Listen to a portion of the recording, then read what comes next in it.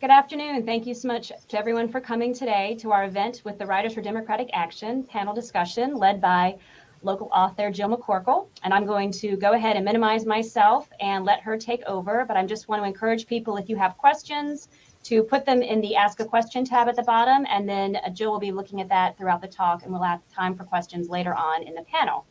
So without further ado. Thank you, Maggie, and thank you for being here today, and a huge thank you to Flyleaf Books for hosting this event, as well as many other events that keep our literary community thriving. It's such an honor to be here today representing Writers for Democratic Action, an organization I'm proud to be a part of. I thank the founding members as well as the North Carolina Steering Committee and growing membership in the state. The link to join and to see future events will be in the chat at the very top, and I'll circle back to that later in the program. But today it is my great pleasure first to introduce Associate Justice of the Supreme Court, Anita Earls. Thank you so much for being here. Anita Earls, before taking office on January 1st, 2019, was a civil rights attorney litigating voting rights and other civil rights cases for 30 years. Anita was the founder and executive director of the Southern Coalition for Social Justice, a nonprofit legal advocacy organization in Durham, North Carolina. In the Clinton administration, she served as a Deputy Assistant Attorney General in the U.S. Department of Justice Civil Rights Division. She served on the North Carolina State Board of Elections and the North Carolina Equal Access to Justice Commission. She's taught as an adjunct professor at UNC and at University of Maryland Law Schools and in the African and African American Studies Department at Duke University, a graduate of Yale Law School and Williams College. She's a contributor to the book Voting Rights and Minority Representation, Redistricting 1992 to 2002. The link for that book is in the chat.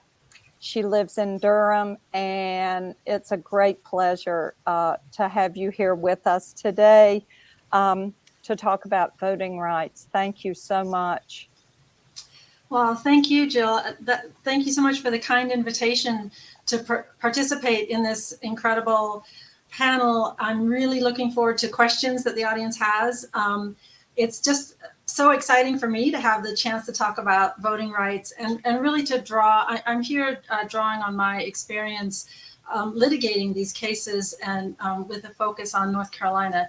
And in a fairly brief fashion, I'm just going to zoom through 4 decades of experience. But I hope to have all of you leave with a sense of how, obviously understanding our history is how we can learn from it and avoid repeating it. There is a very rich history of the struggle for voting rights in North Carolina that I think has useful lessons. So I want to give you a little bit of the flavor of what we've been through as a state. And to do that, I'm going to use some slides so that I can hopefully be succinct. So I'm going to share my screen here and hope that this works. So I hope that you all are seeing my screen. Not yet. Not yet.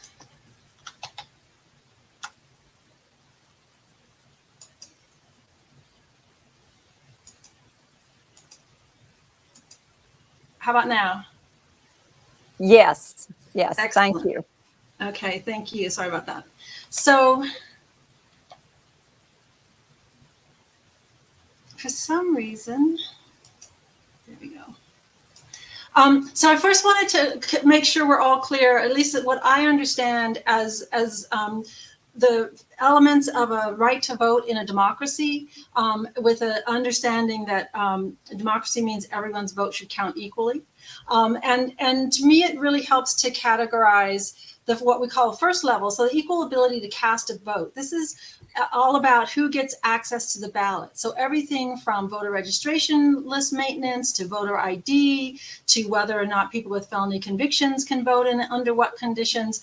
All of those issues are really entry level, first level, who gets to cast a vote. And a whole second level of issues and a really different category is what we do in the law to make sure that every vote is counted equally. So there are issues of gerrymandering, issues of districting and how we structure our democracy really determine whether once you've cast a ballot, is your ballot going to count the same as everyone else's? And so, you know, we typically understand that as the one person, one vote requirement, which I was surprised to find out we didn't enshrine in our law until the early 1960s. But that's really been, most of the litigation has been at these first two levels, but they really are distinct and they interact with each other.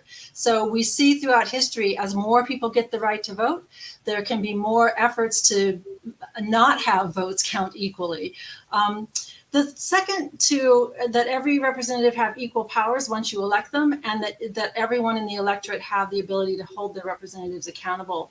There's been some litigation on some of these levels, not nearly as much as the first two. But in my mind, that a fully realized equal right to vote in a democracy means you cast a ballot, it's counted the same as everyone else's. The people who you elect can govern on the same basis, and you can hold them accountable. So I want to just say a little bit about our voter ID experience in North Carolina. There's a lot we could say about a lot of the restrictions, and there's a very rich history of localized efforts to, everything from getting rid of the literacy tests to a lot of struggles over voter ID. But I think it's important to understand why the Fourth Circuit ultimately ruled that North Carolina's voter ID requirement was racially discriminatory with surgical precision. This is the evidence in that case that illustrated that point. So we know in 2011, the legislature passed a voter ID. It was vetoed by the governor. And the reason that's important is because then when we look at how they changed the voter ID requirement after the Supreme Court decided in the Shelby County case in 2013 that we no longer needed the protection of Section 5 of the Voting Rights Act. 40 of North Carolina's counties had been covered by Section 5. So when that went away, the legislature literally on the very next day, legislative leaders at the time said, so now we can go with the full bill. And the full bill made changes to the voter ID requirement from what it had looked like before.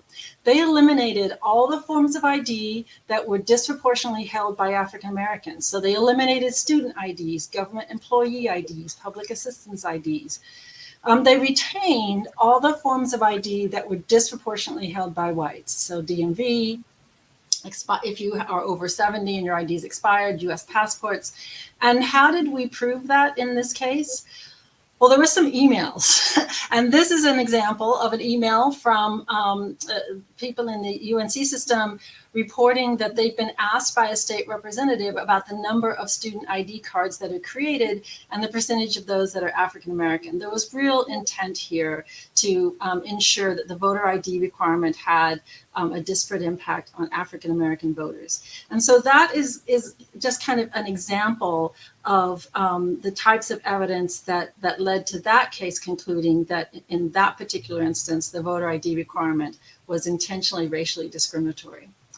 I'm going to switch gears really fast and talk about redistricting. North Carolina's had extensive redistricting litigation, and what I'm putting here are just the statewide cases. So I'm leaving out the incredible body of law that's been developed over litigation around county commissions, school boards, city councils in this state and really throughout the South. But following the 1980 round of redistricting is when Black voters in the state challenged the state legislative practice at the time of using multi-member districts for our state legislative districts as a violation of Section 2 of the Voting Rights Act. And that was ultimately successful in a landmark case that was argued by British Chambers and really served as the blueprint for how to prove vote dilution on behalf of Black voters throughout the country. That Thornburg versus Jingles was decided in 1986. Literally, like less than 5 years later, we turn around and have Shaw versus Reno, a case filed by a Democrat law professor from Duke, Robinson Everett, who challenged the congressional districts that sent African Americans to Congress for the first time since George White left in the late 1800s. And so in 1992, North Carolina sent 2 African Americans to Congress, and Shaw versus Reno was filed first as a claim that the congressional districts were a partisan gerrymander. But then when that failed, it was refiled as a case alleging a racial gerrymander, and that then yielded again another landmark Supreme Court case saying that racial gerrymandering is unconstitutional. Following the 2000 round of redistricting, there was litigation in state court. Stevenson versus Bartlett established that even if there are needs to comply with the Federal Voting Rights Act, there was still a need to comply with the state whole county provision. And what I want people to remember about Stevenson versus Bartlett is that litigation, unlike most of the rest of the cases I'm talking about, proceeded incredibly quickly. The districts were passed and the litigation was filed within days of the districts being enacted, which is also what happened in Rucho versus Lewis. But it was filed in November of 2001. The trial court ruled on summary judgment, giving the plaintiffs relief in February of 2002.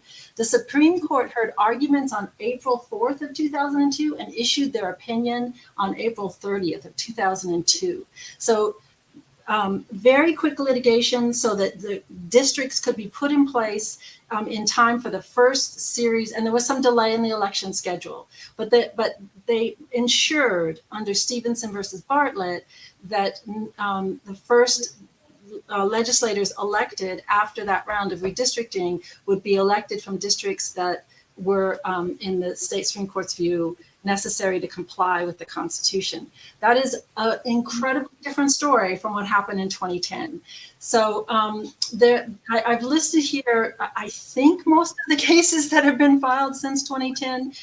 But the important thing to know is that there was initially litigation in state court, bringing state and federal constitutional claims, challenging the state legislative districts that despite plaintiffs' efforts, dragged on. At one point, there was an entire year elapsed between oral argument and a decision in that case. Ultimately, the state Supreme Court said there was no problem with those districts. They were, at the end, reversed 9-0 by the U.S. Supreme Court. In Covington versus North Carolina, a federal court said that the legislative districts, the same legislative districts challenged in Rucho versus Lewis, that those legislative districts were intentionally racially discriminatory. And when that went to the U.S. Supreme Court, the court did not even need to hear oral argument. They affirmed that finding. But following redrawing, there was litigation filed saying that the new districts that were redrawn were a partisan gerrymander. And so I want to give you a sense of the type of evidence, because this is the case that ultimately led to the U.S. Supreme Court saying that we can't challenge partisan gerrymanders in under the federal Constitution. So in 2016, when the legislature is redrawing because they were found to have engaged in intentional partisan or racial gerrymandering, this was actually a criteria that the legislature adopted, that they would have a plan that was 10 Republicans and 3 Democrats. And then some of Representative Lewis's statements during the redistricting process made clear that they were intentionally engaging in partisan gerrymandering. So that was unabashed, and I just have to say, very different from the 1990s round of redistricting, because I remember very well that at that time the legislature would have been ashamed to see a headline in the paper saying these districts are a partisan gerrymander, and while certainly I wouldn't claim they were trying to be totally neutral and nonpartisan. They certainly believed it was a bad thing to draw a partisan gerrymander. But by the time we get to 2010, it's a good thing. According to the proponents of those maps, it was a good thing to draw a partisan gerrymander. I'm sorry to throw all these numbers at you, but what I want you to understand is that I say we because I represented the plaintiffs in this particular piece of litigation. We had very strong proof of the partisan gerrymander. This was not just us saying, oh, see, those guys are being partisan. So what this chart shows you are the election returns from the first election following the 2016 implementation of congressional districts, and what it shows is sort of how we measure the gap, how we measure fairness and on a partisan basis. So this first column shows you all the Democratic votes, the next column all the Republican votes, and then what's wasted, those are the number of votes above a majority, and it's an unfortunate term to call them wasted, but if you live in a Republican district, then let me take District 1, a Democratic district. All of the Republican votes were in essence wasted because they weren't used to elect the candidate. 69,000 of the 240,000 Democratic votes were wasted because they were more than you needed to get a majority. So when you do that little math for all of the districts, you come up with almost 1.6 million Democratic votes that weren't needed to elect, and only 702 Republican votes that are wasted. And so the gap there is what political scientists call the efficiency gap. It's minus 19.4%. So we studied how does that measurement look for congressional districts across the country over time. And so if you do that little math for congressional district plans in 512 elections from 1972 to 2016, this with 0 being equality, right? The number of wasted votes for both parties are the same. And then on this scale to the left are gerrymanders that disadvantage Democrats, to the right, gerrymanders that disadvantage Republicans. And you see the lines going up is the percentage from North Carolina's 3 most recent elections. So when we say that it was off the charts, what this really shows is that actually a lot of maps are pretty much kind of fair, and then you have North Carolina's districts that are way off the chart. And so there's other ways to measure partisan fairness, partisan bias. This is not the efficiency gap at all. It's a whole other different way of measuring it. But when political scientists measure it that way, again, North Carolina's elections were way off the scale. And so my point there is just that these districts that were drawn and challenged, and I'm hoping that you are now seeing me instead of myself. Yes, we're seeing you. Excellent. So I just wanted people, I know I was kind of rushing through a bunch of numbers and charts and graphs, but my point is that when the US Supreme Court said, we don't know what this is and we don't know how to measure it, and so we can't decide whether or not it's unconstitutional, they at the same time said, well, state courts can decide. And so they've left it up to state constitutions to do the work of trying to ensure that our democracy is structured fairly. And what I want to conclude on is just the point that, and I had a quote to read to you, but let me just summarize it.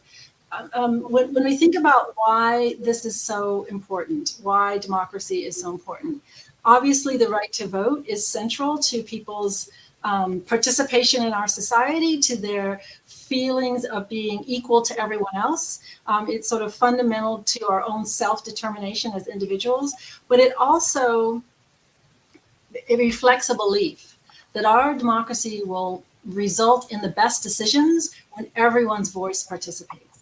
And so when we deny people the right to vote, or when we deny them the right to participate equally, not only are we forcing them to live under a regime that they don't have a voice in deciding who should make decisions, we also do not have a democracy that's going to result in what's best for our society as a whole. So I think that those values have been lost lately, and that a huge part of what we need to do is to ensure that people remember and care enough about the fundamental importance of our democracy and the importance of the right to vote. Thank you so much for that powerful presentation. I want to ask what has been most effective to protect voting rights in the past? So I think what the North Carolina experience shows, and I would say probably throughout the South more generally, is that you have to. It's a multi-pronged effort, right? So you have to think about those different levels. Like you have to be defending access to the ballot while at the same time defending that all votes are counted equally. And I think that you have to use all means available. So yes, courts, but also organizing and education and policy advocacy. All of the work around the edges make a huge difference. Using media, I just feel like it when we had the best advances, it was not just because lawyers were going to court.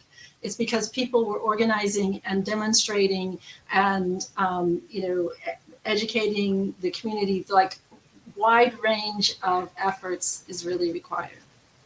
Thank you. And there are quite a few organizations up and running and thriving in the state now. I put the names of several at the beginning of the chat, and we'll circle back around at the end of the program. Because yes, getting our community involved is why we're here today. So I really appreciate you spending your valuable time with us. I'm not seeing a question in the chat unless there's something else, or not in the chat, in the ask the question. I do not see anything in the chat. So do you have anything else to add? No, I would just say that I really do see the importance and the value of, I would add, in addition to our courts, our having a culture of participation really makes a difference. So when we look at things like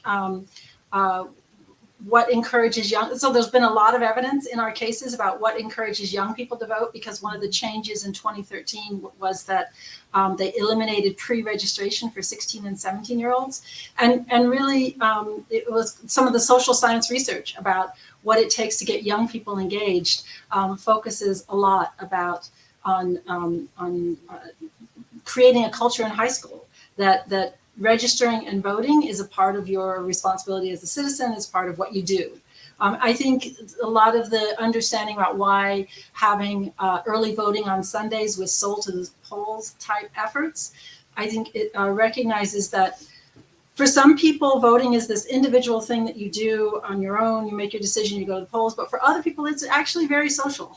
Going with your church members down to the polling place for some people is a part of their culture and a part of what makes them feel like it's a valuable and important thing to do. So I would encourage us to think about not only, how do we build evidence and bring lawsuits and fight in the courts, but also how do we shape our culture in a way that that shows the value and the importance of being civically engaged. Thank you. I cannot appreciate enough your being here today and this wonderful, powerful presentation. So thank you. And there is one question, I think. Let me check. Homeless. I see it here. Yes. So what are the voting rights of homeless people? So the only issue is how do you register? Because you don't lose your right to vote just because you don't have a fixed address. It sometimes can be hard to advocate for, but the voter registration form actually should have or used to have a place where you could indicate where you normally sleep at night if you are homeless. A lot of people use a homeless shelter address. But you are supposed to fully be able to vote even if you are homeless, and you just have to indicate an address where you normally put your head at night and that determines what district you're in for how you vote. Thank you. And there's another question. Where are we with high school pre-registration? Is there a way to bring that back? So the court in that case did find that it was a violation of the constitutional amendment that gave 18 to 20-year-olds the right to vote. This is the only case I'm aware of in the country. They found it was a violation, so pre-registration should now be available. Okay. And let's see. Oh, there are more. There are a lot of questions coming in now. Let's see. Given that it was the federal court that struck down one set of maps and that the federal government is no longer going to be able to take such cases, do you feel we may get a map that can't be overturned but lock Democrats out for more than a decade? Yeah, good question. I will just clarify. The federal courts still can entertain racial gerrymandering cases. They can still entertain cases under Section 2 of the Voting Rights Act. And it is partisan gerrymandering that the Supreme Court said we consider non-justiciable. So it depends on the type of violation that might occur as to which court it would be in. And that's what I'd say about that. Okay. All right. Thank you all so much. And thank you for what you're doing. Spending this afternoon caring about these issues is definitely so important. So thank you. Thank you for your work and for being here today. We're really grateful. And now I think they're going to take you away. Yes. Thank you. Thanks.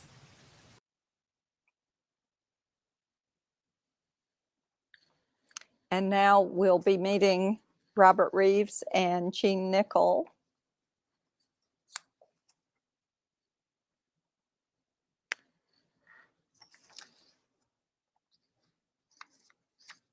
They're here. I know it. Here we go. Don't scare me like that.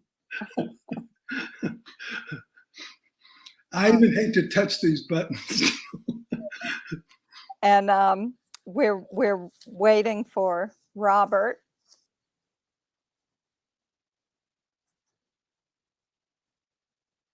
And if it takes too long, you'll go first.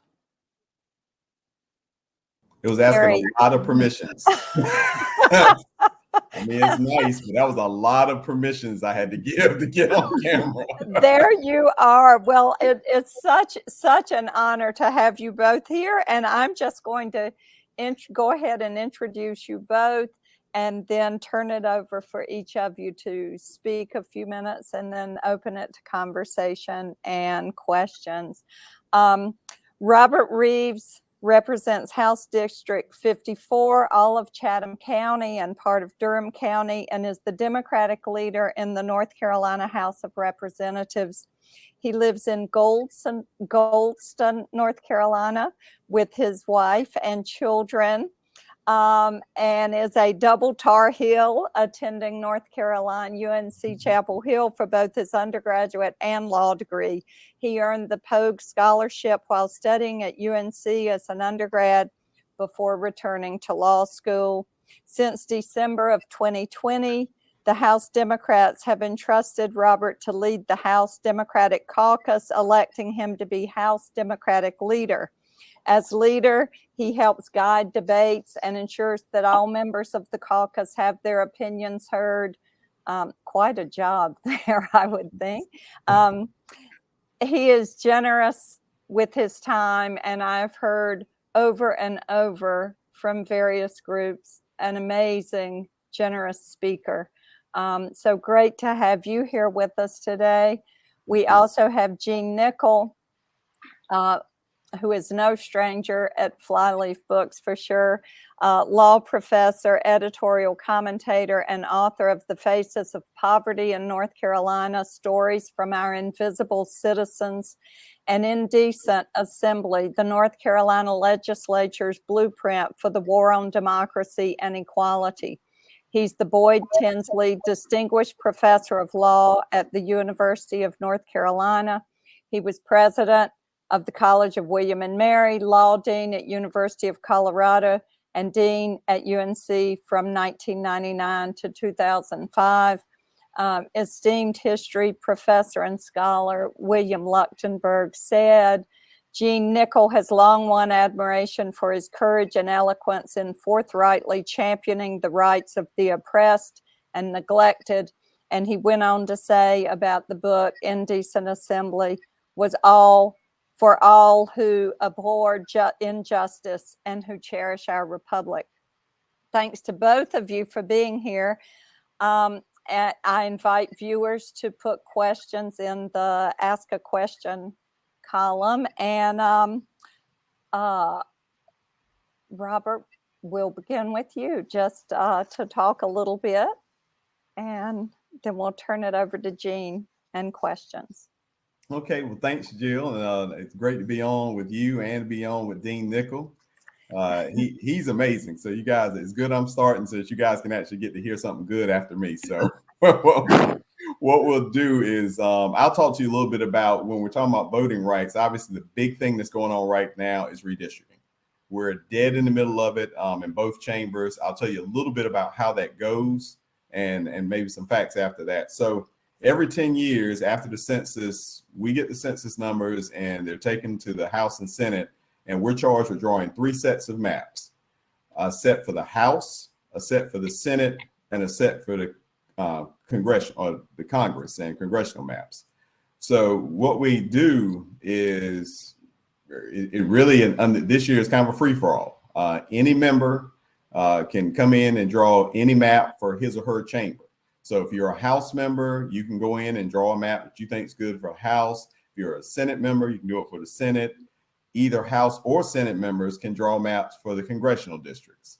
As Judge Earls has already told us, the maps cannot be racially gerrymandered.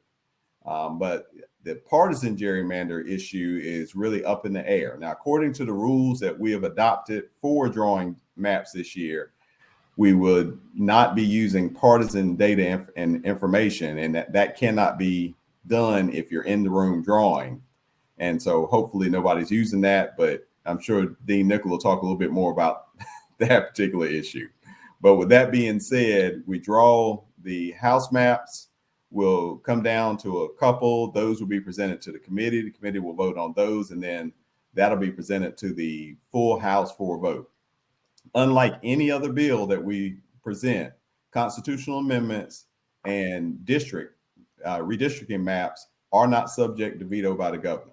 So if these maps pass 6159, those are the maps that we run on, going on a presumption there's no court order or litigation that stops that from happening.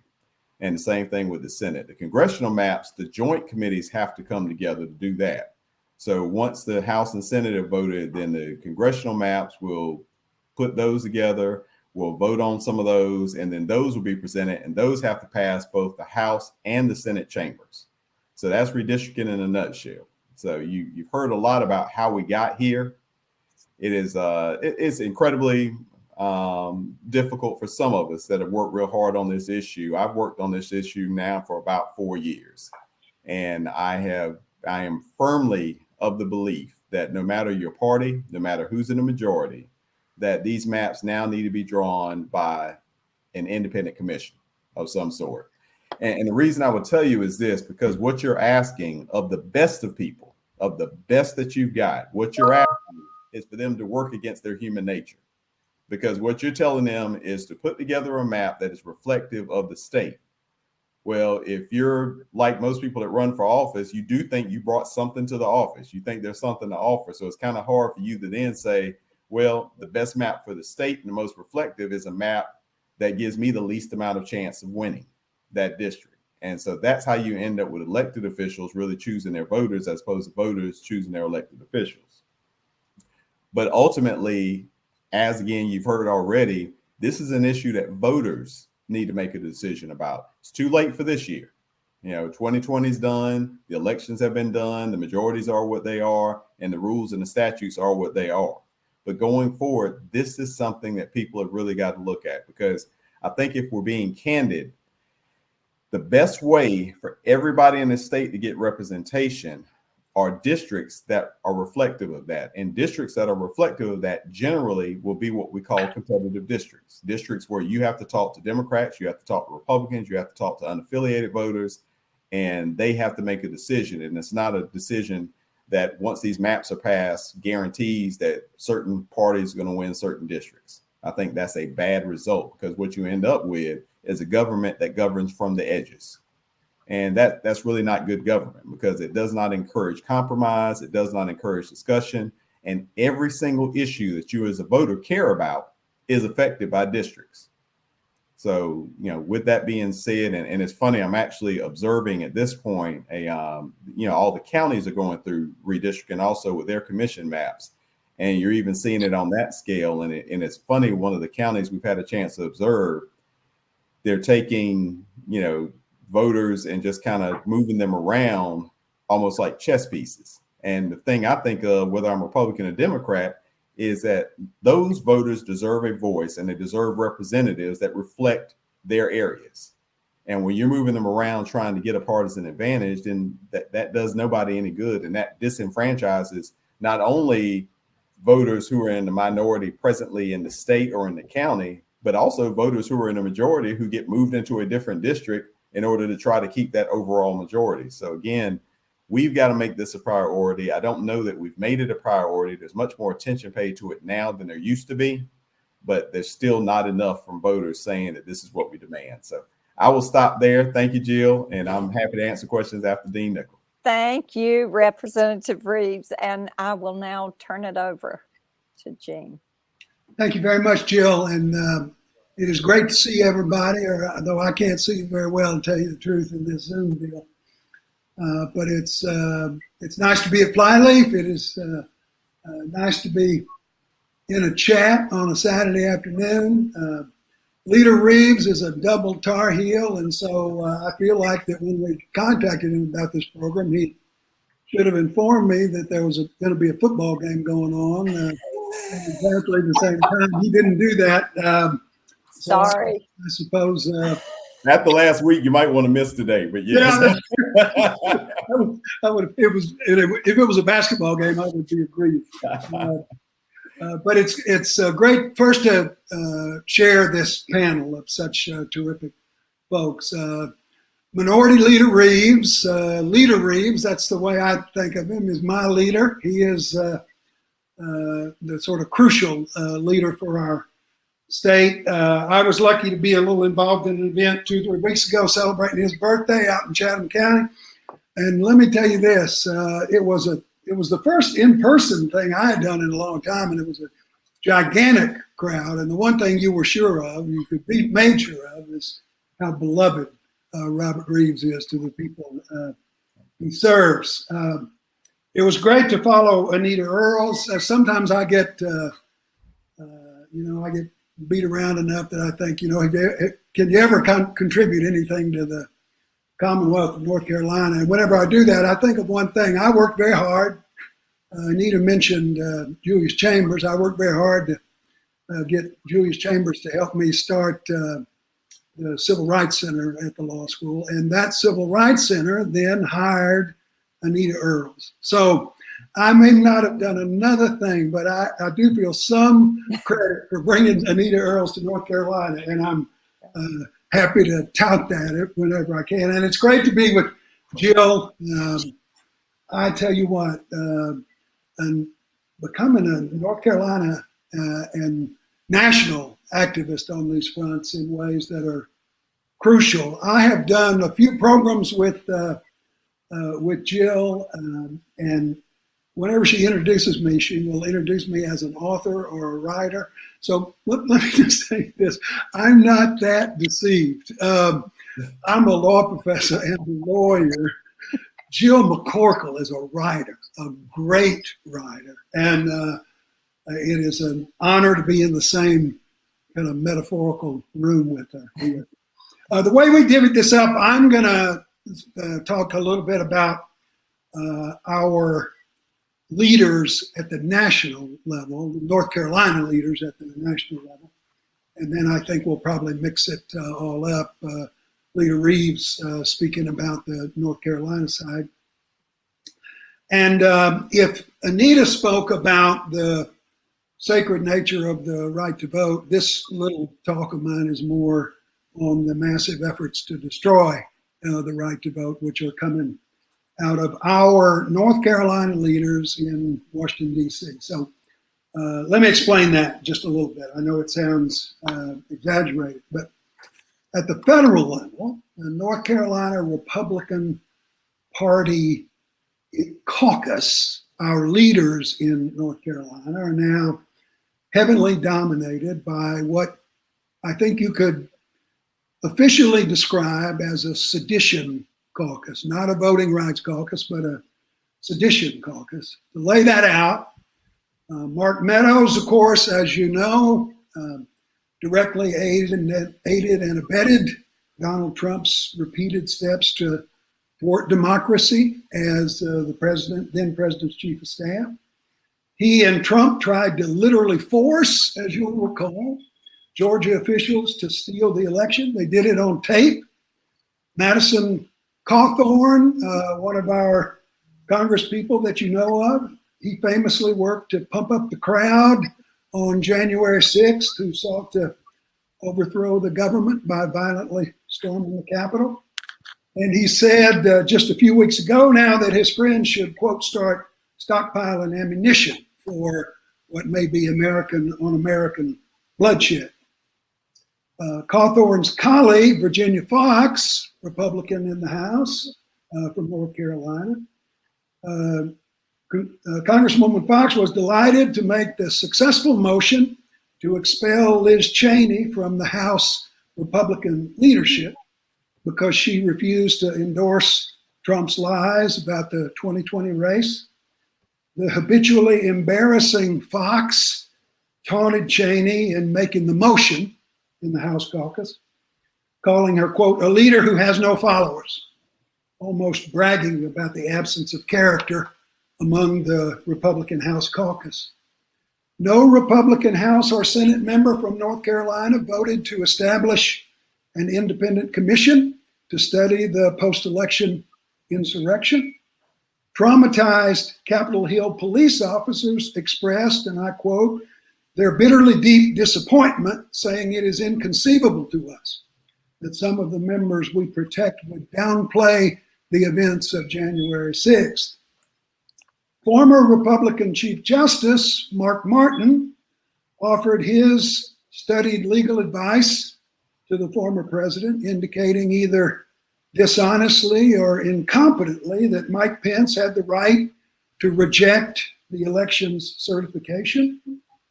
The loony North Carolina Republican lawyer Sidney Powell presented stunning conspiracy theories across the country, in court and out, on behalf of Trump and his campaign, though she later asserted that any sensible person would have known she was lying.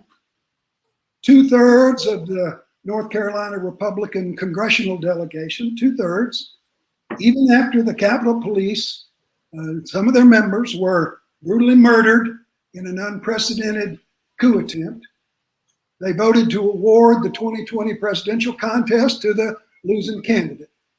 Dan Bishop, Ted Budd, Richard Hudson, Greg Murphy, and David Rouser joined Cawthorn and Fox in an attempt overtly, directly to overturn the results.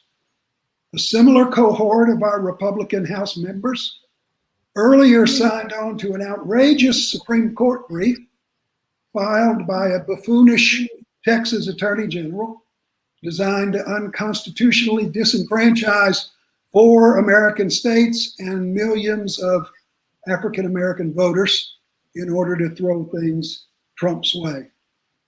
When Richard Burr voted to hold Trump accountable for instigating violent rebellion, the North Carolina Republican Party immediately called a, quote, emergency meeting to unanimously censure Burr for his heresy. Burr responded accurately that his party's leadership had chosen loyalty to one man over the core principles of the Republican Party and the founders of our great nation. To no one's surprise, the North Carolina Republican Party then invited Trump to be the keynote speaker at their statewide convention in Greenville a few months ago, providing as broad a platform as possible for the former president to broadcast his mendacious spiel about the 2020 election. There, Trump endorsed Representative Ted Budd, the Mark Meadows Powell, who voted to overturn the 2020 election and joined the Texas brief, urging the Supreme Court to throw out the constitutionally prescribed process and simply crown Trump for the open seat. North Carolina, in Washington, in other words, is all in for the Sedition Caucus. To summarize what they signed on to, the extraordinarily partisan Mitch McConnell said on January 6th, the voters, the courts, and the states have all spoken. If we overrule them, it will damage our republic forever. Our democracy would enter a death spiral. Liz Cheney added, quote, the Republican Party is at a turning point and Republicans must decide whether they're going to choose truth and fidelity to the Constitution or a person. The 2020 election was not stolen, she said. Anyone who claims it was is spreading the big lie, turning their back on the rule of law, and poisoning our democratic system. North Carolina Republicans answered that question, saying, shall we place our democracy in a death spiral?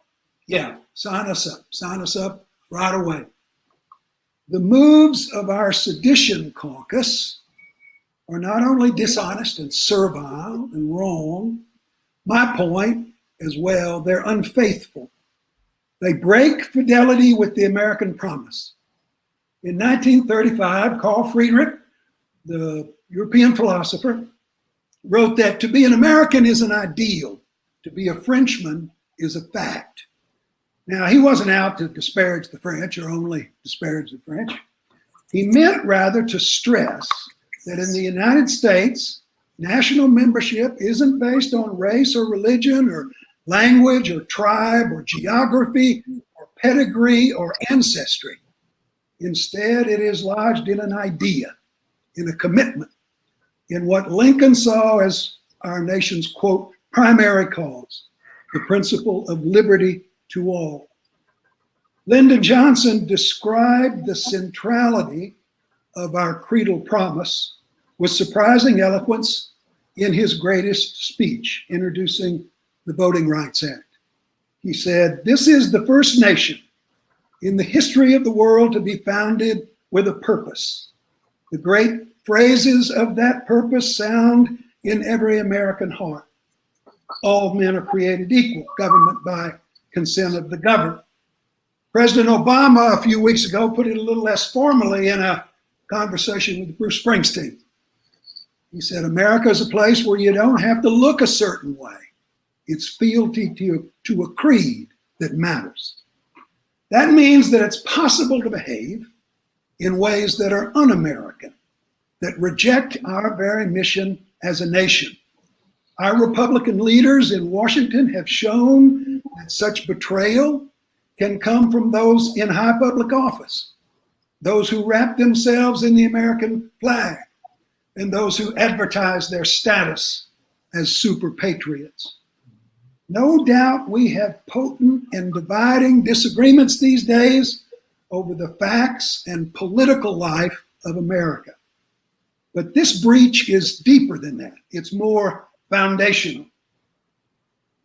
The North Carolina Sedition Caucus and its broad chorus of companions, both in Raleigh and around the country, they seemingly don't any longer agree with the foundational premises of democracy itself. They don't believe in what we are as a country, at least through their acts, what we have long committed to as a people. The rest of us need to understand that. We need to look unflinchingly at it in the face. We could wish it were otherwise, but it is, as my wife always says, it is what it is. An autocratic movement is alive and well in North Carolina, and it is very powerfully positioned even as we speak. So I'll stop there, having said enough. Okay, and I invite viewers, oops, I'm echoing, to put questions in the ask a question. Am I still echoing? Or she got it? And we're all concerned about the disinformation and conspiracy theories, but many people believe these things. What can we do about that? Mr. Leader? Well, what we've got to do is do what we did before Facebook, before the internet, and before all of this, and we've got to be the promoters of good information. And I really believe that's something that we've stopped doing. People are, and really just to be frank, people who are not members of the Sedition Caucus, I'll just say it like that, tend to not want to be confrontational.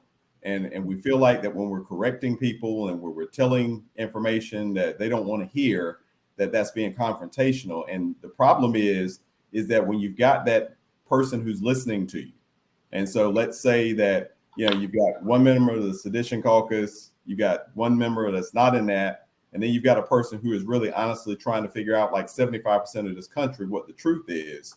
When you don't answer to this disinformation, when you don't respond, when you don't promote good information, not information to pump up your cause, but just factual information, then people think that there must be some truth to it. Because I can tell you, I've talked to media reporters who take the position that if somebody says it, that's an elected official or something like that, that they feel like they've got to give it, some modicum of credibility. And and my reply has been, if somebody tells something that is just a flat untruth, I think you have a duty to say that's just not true. And I can give you a ton of examples, unfortunately, over the last 3 or 4 years of information that's just put out there that's just not true. But we allow that information to get out there. It feeds out there.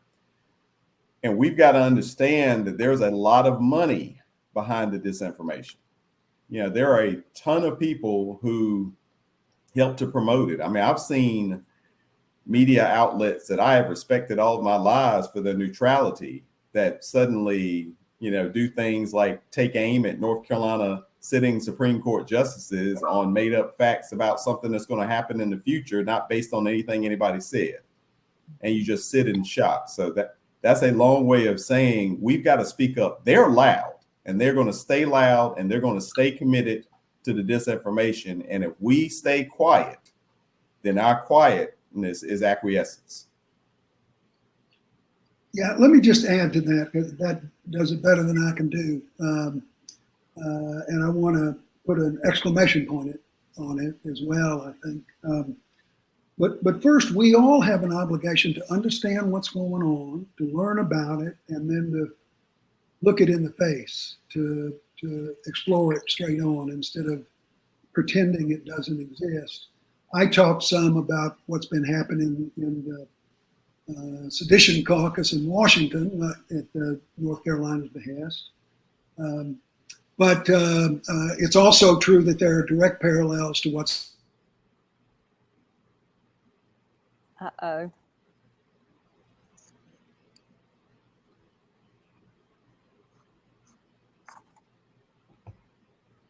Uh-oh. I think Gene is Also, frozen. say that there has been There in you these are. last 10 years a potent war on democracy and equality and truth waged in the State House in North Carolina, waged successfully in the State House in North Carolina. So we have to confront that. Sometimes that's uncomfortable, as Leader Reeves said, and we're going to have to face that discomfort. There also are a whole lot of us who aren't paying attention, don't want to pay attention. They got to work long hours. They got to take care of their kids. They don't want to be thinking about these matters. And they don't want to assume that the leaders that we have in Raleigh are out to change our way of life. We have to get to those people, and those people have to get engaged. Otherwise, we end up with a life in North Carolina that we didn't sign on to, and a form of government in North Carolina that destroys the American promise and premise. Well, that's the analogy. The analogy I have been thinking about even before you brought up the topic of football now twice I don't know if something's today. happening. Uh-oh, can you hear me? Yes. Okay, good. Twice the topic of football has come up, and that I didn't check the schedule before doing this. We live right in the middle of this sports-oriented place. Everyone seems to be informed about what's happening when, and there are all these old rivalries, and there are houses with the flags flying, a house divided because one person went to UNC, one person went to NC State, and all the various rivalries that exist. And what if they showed up at the game and right beforehand, all the lines had been redrawn and everything changed in favor of one team over the other? And I keep thinking, so what would all those people who are so invested and interested do? It's hard to believe the game would go on that way. It's hard to believe that people wouldn't speak out against their own and feel ashamed that someone would have risked the integrity of the sport. And yet we're not talking about a game. We're talking about our democracy. And yet the silence is just startling. Yes. We lost Gene. I know he'll be back, and he's the football. There he is. The football guy. I don't know if you heard my analogy. No, I didn't. So, but I will say I'm better when I'm muted. So. No, just when. What if all those football fans? I said you mentioned twice that you're missing the game. What if all those fans showed up only to find that the night before all the lines on the field had been redrawn? That's a perfect analogy. It's exactly what we have. So how do we even begin to restore the moral integrity? And what can we as citizens do, to push for reform? Mr. Leader? I mean, one of the things we've got to recognize people who have like beliefs. And what I have seen is, again, the difference is that those who would take our democracy from us line up together no matter what. I mean, staying with the football team analogy, they walk out there in their pads and their helmets, and they might hate the quarterback, but they're going to block for him. They may love their brother that's on the other field, on the other team, but he's getting tackled when he comes across that line. And we do the opposite. I mean, it's just like Gene Nichol said, we want so badly just not to be in this fight that we just kind of go away and we find reasons not to coalesce together. I mean, if you look at those of us who want to save this democracy, one of our big problems is staying together and seeing through and understanding that it's going to take a motley crew. It's going to take people from diverse backgrounds, diverse occupations, diverse lifestyles, and that we've got to support each other and be there for each other and line up to put this down. This is not the time we're fighting about. We tend to sometimes fight about policies. And I'll use redistricting as an example. And this is a real example. We're over here fighting about the best way to implement an independent commission while they're over here making sure we never get to an independent commission. And so then we take our ball and go home because our independent commission wasn't picked. And so therefore, there's only a couple of us left there to fight against the group that has stayed together, just saying, we don't want you to have any of this. And same with voting rights. I mean, you've got to understand that if they take away rights from an African American, they're going to be taking away rights from an Asian person, an Indian person, an indigenous person. Everybody's rights are up. I mean, I remember when I was doing some research for Juneteenth, because I'll be candid. It was just something I never got taught it in school. And if you see some of our legislation, I'll never get taught it in school, but that's a different story. Exactly. But I remember reading, and one of the things I did is read the timeline of when people were allowed to vote. Because remember, the original right to vote only belonged to white men that were property owners, not white men that didn't have property, not poor people, not women. And so watching each group get their right to vote, it was actually fascinating. And it's fascinating how recent it is that the most recent groups got the right to vote. So we've got to stick together. And let me just add to that, I'm an old man. I've had different kind of careers, and my views have changed on this somewhat. I'm no longer of the camp who thinks that if you just say it right, you just keep being patient, you talk to people in the sweetest of voices, that they will come around. Or that if we look for the most moderate way of describing our political position that a human can achieve, that will reach the happy valley. That's not so in North Carolina. The only way we are going to have a government that reflects the kind of life that we choose to believe in North Carolina is if we turn these people out. And the only way you're going to turn them out, you're not going to be able to convince them. You're not going to be able to say, okay, now let's quit waging war against democracy. Let's quit waging war against black people and poor people. Let's join hands. That's not going to happen. The only thing we can do is outnumber them. And as this whole discussion has shown, because of a tilted playing field, we're going to have to outnumber them by a lot. But it ends up that Frederick Douglass was right, and it comes only from the struggle and the battle. So I wish that wasn't what we faced, but that's flatly what we faced, and it doesn't do us a lick of good to ignore it or to pretend it's not there. We're in a struggle for our very democracy, for our constitutional values, for the American experiment itself. And, you know, if you sit on the sidelines for that, you're committing a grave offense, even if you're not doing it purposely. Yes. Thank you. We do have a couple of questions here. How can voting rights be protected in the Senate without ending the filibuster? Is there an alternative? I don't think so myself, but why in the world would you hesitate to end the filibuster if the question was, do you save the American democracy?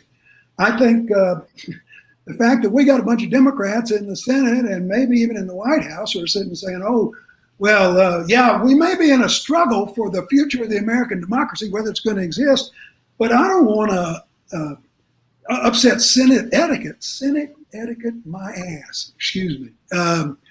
We ought to do away with the filibuster immediately. We ought to do whatever it takes to fight back against this effort to debilitate the American democracy. That's a battle of the highest order, the very highest order.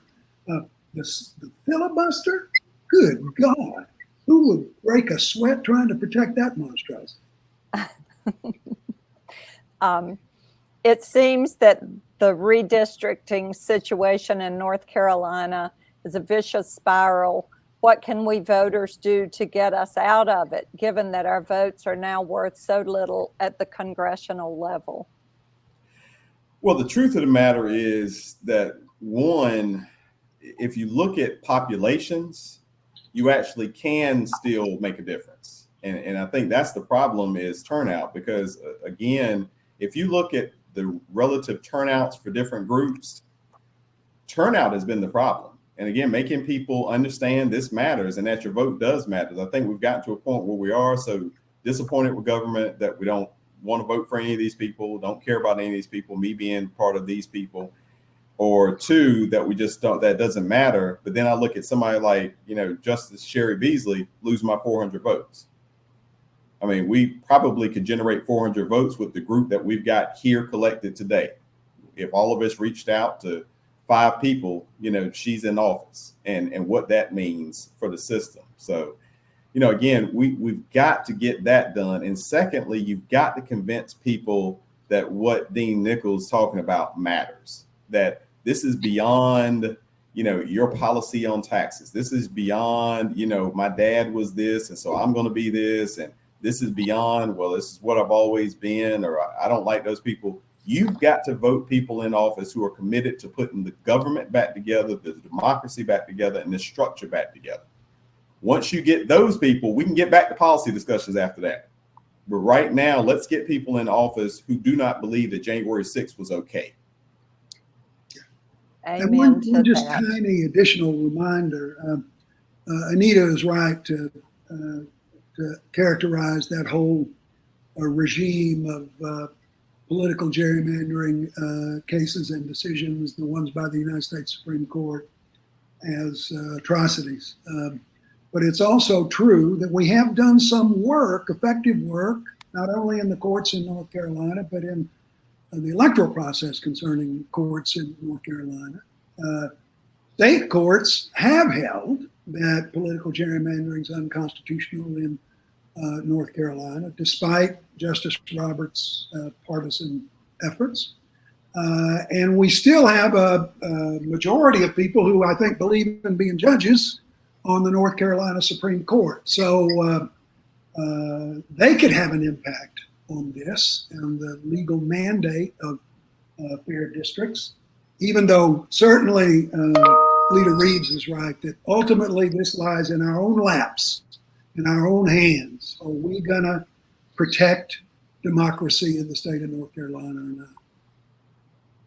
Thank you. There's one final question. How do we energize young voters who are rendered hopeless by lack of progress on climate change? Or young voters hopeless on any topic, I would add. How do we reach them? Leader Reeves, are you there? Yes, sir. I was going to let you leave, and I'm happy to say it. Let me just say I'll say one thing that I know Leader Reeves can't say. That is, I've been talking to people who are upset about this Virginia election right now, the governor's race in Virginia, and is it going to cast some doom to future prospects? And God knows, I hope not. And I think that young people, I hope, will be much engaged in that. But I'll tell you what would help. If we're in a fight for our lives in terms of the future of democracy, do we have to put up people like Terry McAuliffe as the sign post of the future of democracy? He was Clinton's money man. That's the best we can do. So one of the reasons young people don't always participate, and I think that President Obama's campaign was a great contrast to this. And one of the reasons young people don't always participate is because they can become sickened not only by what our adversaries do, but what we do over the longer course.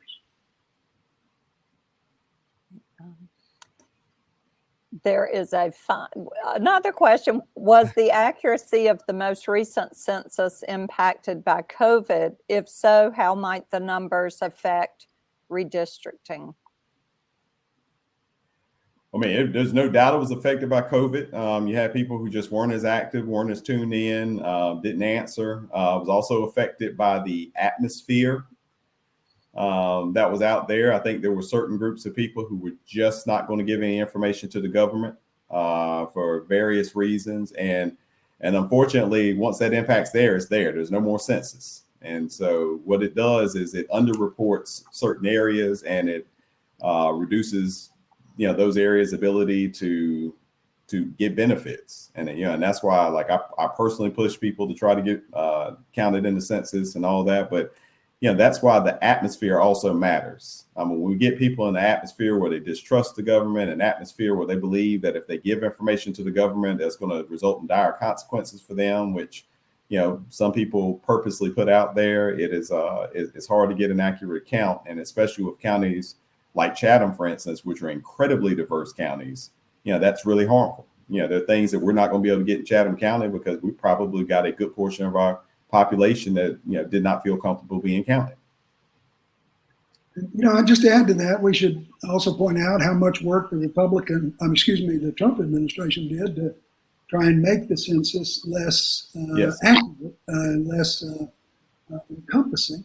And this is, it's kind of the thrust of what we're talking about here today. When did it become okay and moral and acceptable, and you could go home and look yourself in the mirror to make decision after decision, which is designed to cheat in the democratic process?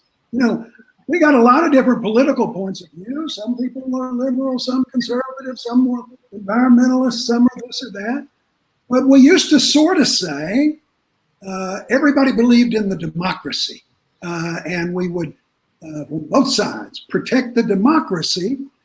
And if you lost, then you'd gather up your fortunes and go out and try again next time.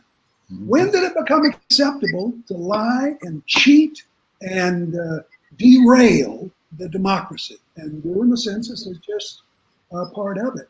We have to take back this democratic system by our own engagement. And it's rude to say, but we can't be the sweet and civil ones in this fight for the American democratic future. Mm-hmm. I think that may be a good place for me to come in with some end comments, unless Representative Reeves, you have something to add there. I have talked plenty. Thank you very much. Okay. Thanks to you both. What an honor to have you here today. Just a few things. The next Writers for Democratic Action event will be Saturday, November 13th at 3, and it focuses on the state of democracy in Eastern Europe with writers from Belarus, Poland, Ukraine, and Russia. You can check out the Writers for Democratic Action website to get details. There will also be future panels like this one focusing on Florida and Texas. And I'm sure right now there are many Texans out there. Sorry, Gene Nichol ever left that state. and don't leave us now. But also in the chat, along with the books mentioned, you will find the many organizations within North Carolina up and running and thriving in an effort to get out the vote. There are links to Neighbors on Call, Down Home North Carolina, Asian Americans Together, and the new North Carolina Project. 2022 is going to be a big year in this state, and now's the time to get involved. Neighbors on Call, in fact, will be hosting a conversation with Amy Steele and Senator Sidney Batch about the new North Carolina Project and other grassroots efforts on November 9th. So you can check all those websites for details. Something for everyone, as the much loved North Carolina writer Lee Smith often says at events like this one, you may not go home and write a novel, but you can write a check. There's so many ways, in state and out, that you can participate and support this fight for democracy. And last but never least is the continued support of our independent booksellers who make events like this possible. A big thanks to Flyleaf Books for all that you bring to our community. You are a constant reminder of the power of the word. So thanks to everyone out there who tuned in, and thank you, Representative Reeves and Gene Nichol. And now you can go turn on maybe the end of the I hope for good results. Thank you. Go Heels, right? Anyway, thank you so much. Thank you, everybody, and thanks, Jill, for having us. Yeah, good to see you. See you, Gene. See you, Robert.